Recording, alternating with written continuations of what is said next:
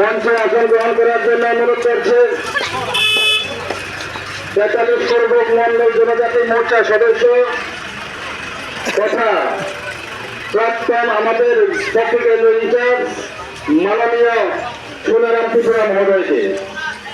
মঞ্চে আলোচিত করার জন্য অনুরোধ করছি আমাদের এই শক্তি কেন্দ্র সভাপতি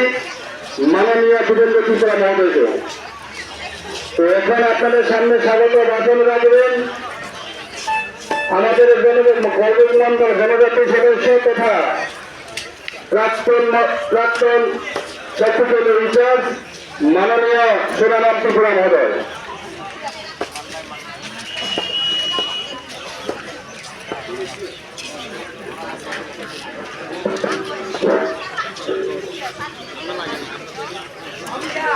আজকে আমাদের গোড়াকাপ্পা বাজারে